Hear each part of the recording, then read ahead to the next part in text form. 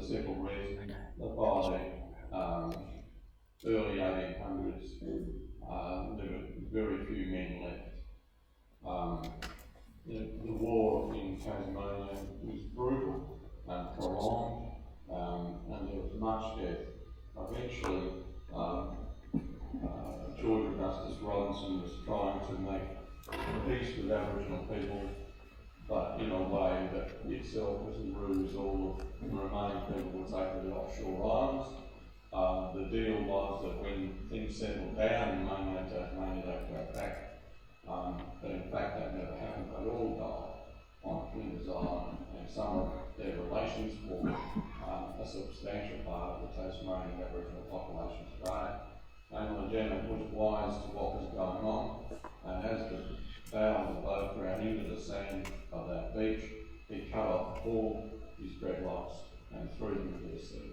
There was an act of absolute despair, and there's probably been very few more graphic acts of despair and dislocation.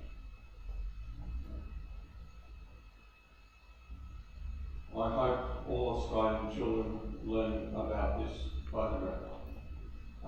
It shows a stone which is in fact that big. It's at the Australian Museum and has never been exhibited. Has thousands of other fellows alongside in the dungeons of the Australian Museum. Has never been exhibited to the public of Australia, and you have to ask yourself why. Why would Australia having this stone not exhibited? Because that stone is too heavy to use as a hand tool. You can't keep it above your waist for too long. It has these halving marks. So the handle for that stone was fixed at right angles to it. The stone was very heavy, could only be used in this fashion between the legs, and that's because it's a pick. It's a soil turning tool, a weeding tool. Jonathan Jones, once again, this young man who is so devoted to his people's cause that he does all this research, and he found by asking scientists to analyse that stone and its fellows that it had never been used on stone, never been used on wood, that it had only ever been used in soil. It's an agricultural tool. We'll go to the next one. When Jonathan sent it to me, I wondered if there were any more. I was in Darlington at the time. I went to the local museum and there was a stack of them in a glass case, and I had stones of unknown use. Collected from Aboriginal people. Why? If you don't know what they're for, why collect them? But once again, has halving marks. It's an agricultural tool, and we've since found them all over Australia. This map was based on the work of American archaeologist and Norman Tindar, and it shows where Aboriginal people were growing grain in Australia. The darker shaded areas of the current Australian wheat belt. So Aboriginal people were harvesting grain on an area 4 times that of Europeans today, and we now know it comes into here as well. So it's a massive area of production, and we've been, our local community, the Yuin community of South Coast, New South Wales, Far East of Victoria, we've been trying growing these grains, or actually what we do is we find where they are, the old remnant pastures of Aboriginal people, and we encourage the Australian plants against the exotics, and we've been harvesting them, turning them into flour, and 2 weeks ago we served them to the Governor of Victoria at a dinner for restaurateurs and cooks, and that bread is absolutely sensational. It's a very dark, rye looking flour, and the beauty of it for a dry continent is that it doesn't need any water apart from what falls out of the sky.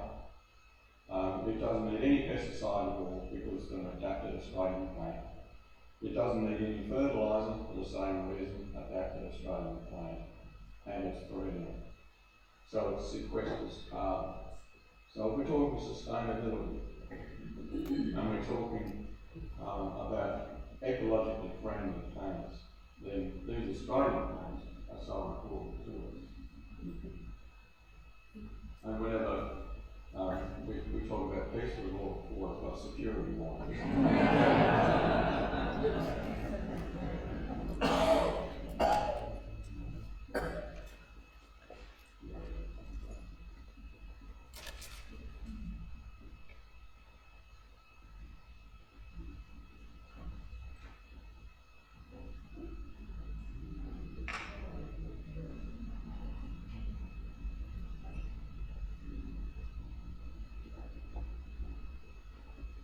When my family and I were trying to grow these plants,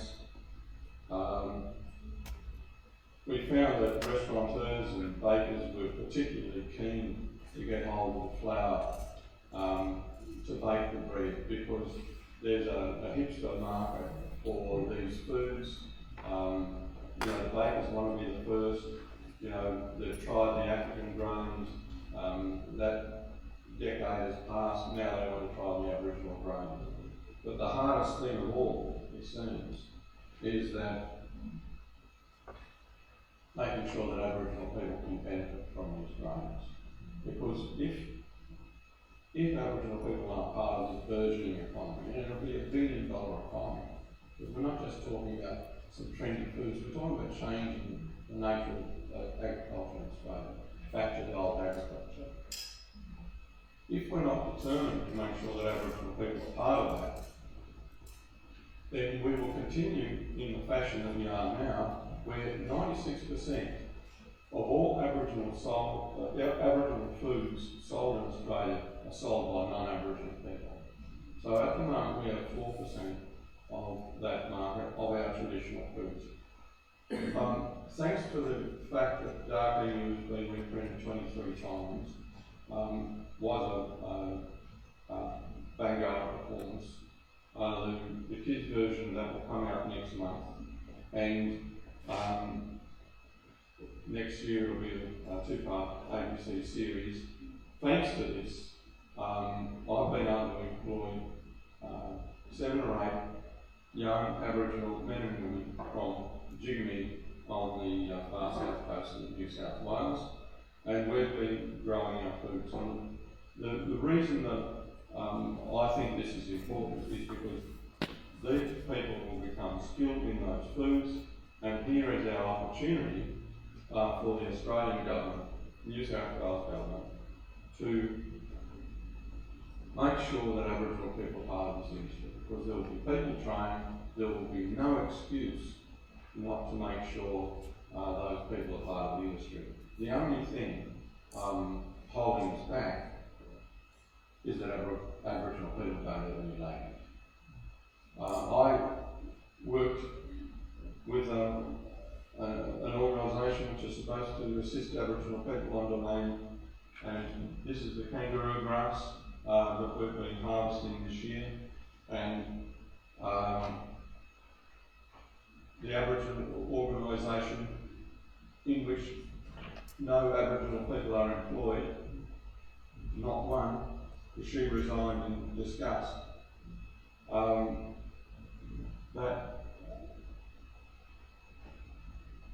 That whole system failed to deliver language. So I was very grateful to my mother because she and I bought a little broken down doll's house on the Great Ocean Road in 1981.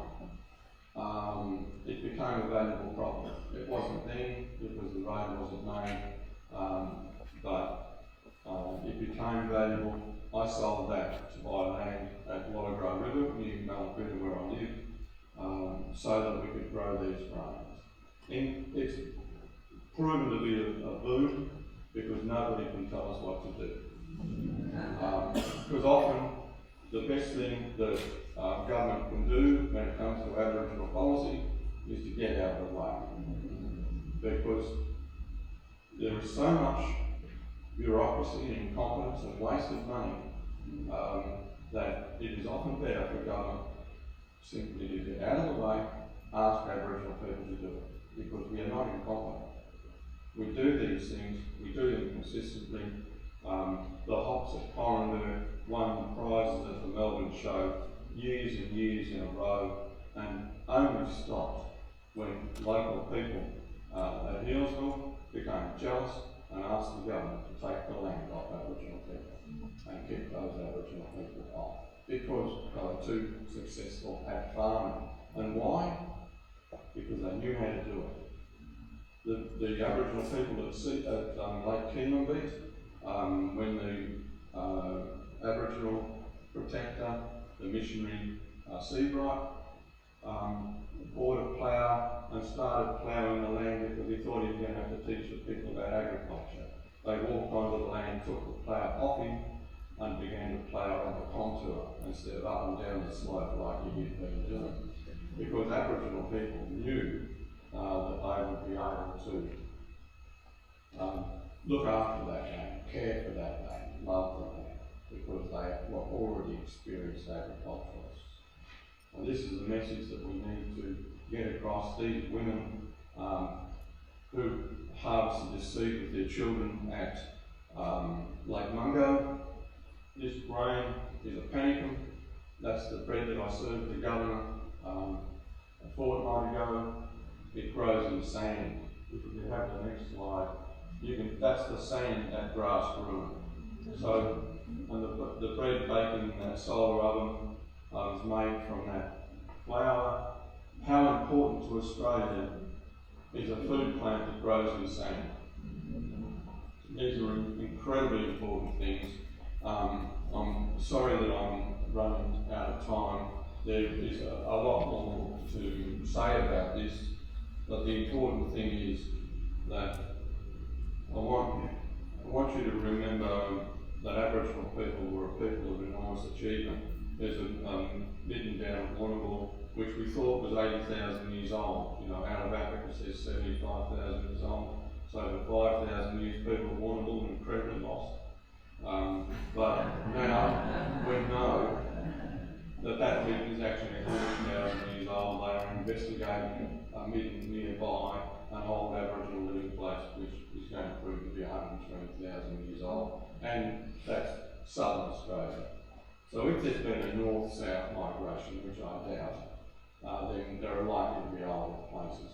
But the other important thing is that the grinding stones that have been found in these old sites are upwards of 65,000 years. The Egyptians invented bread made from grain flour 17,000 years ago. So that woman who invented bread at Cuddy Springs 65,000 years ago and Arnhem around the same time was an absolute genius of a science and alchemist, because she was combining food with water and heat and experimenting to produce what we now know as bread. And there's a photograph in here of those old Aboriginal breads, which are at Melbourne Museum. They've never been displayed. Why wouldn't you show the oldest food on earth if you had it in your collection? Anyway, we're looking for support so that we can probe that bread, get the chemistry of it, and find out what the grain was, what the cooking method was, and what the yeast was. There is so much science to do. I'm hoping that the young people that I work with around the country, young Aboriginal people, young non-Aboriginal people, I hope together we can learn the story of Australia, because that story is one of peace and prosperity, not war. Thank you.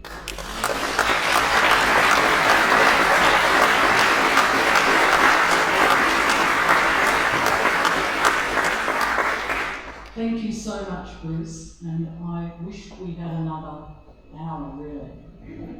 I hope there'll be a few minutes after Heather and Mark to respond. Thanks. Heather, over to you.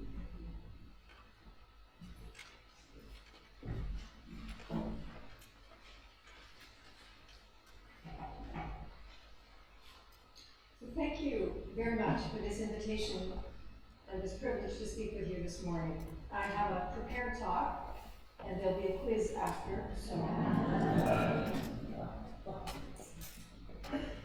So we are at a crossroads. We are facing difficult issues. Most of humanity is facing difficult issues. And so, because where we are today is from a trajectory of pathways, social inequities, economic greed, arms proliferation, the legacy of patriarchy. We are here because of relationships of domination, exploitation, and persistent violence. For those of us who have tried to challenge this trajectory, we give data, we expose empirically what is going on, we talk about what the consequences will be, and we end up being prophets of doom and gloom. We say, as theologian Dan McGuire said, if present trends continue, we won't. So we resist and protest and critique, and we say change is possible. And I have participated in such work for most of my adult life. Jürgen Moltmann, 1985, wrote, unless there's a radical reversal in the fundamental orientation of our human societies, and unless we succeed in finding an alternative way of living and dealing with other living beings, this crisis is going to end in wholesale catastrophe. And yet, 30 years later, here we are. Trends continue, no radical reversals, fundamental orientation intact.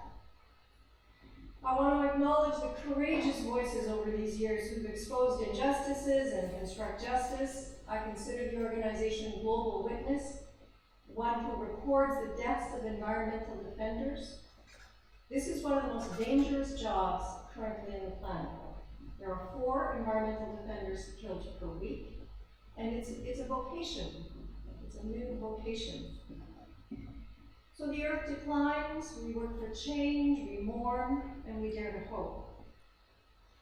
So what I'm going to speak for the rest of my time from my experience as an academic and an activist for 40 years of addressing these issues from many angles.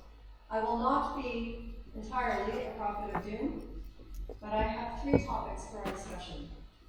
And the first is on nonviolence and just peace.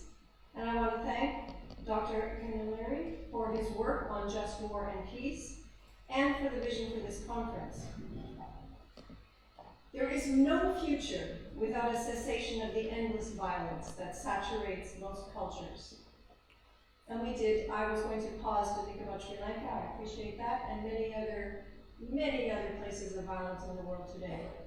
And the costs of such violence are immense.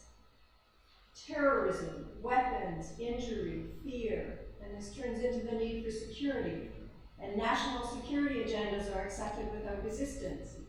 Military preparedness consumes national budgets. Australia, in 2018, $38.5 billion for national security. But when we think of violence, we usually think of it in its direct forms, and less so in its structural and cultural forms. This is from Johan Galtung, the founder of Peace Studies. Because violence is on a continuum, as feminist analysis reveals. It goes from the private to the public. Of course, violence is terrifying. Shooters and bombs, it can be fast, but it can be slow. Injustices, poverty, malnutrition, neglect. I want to speak about violence against women, or what we call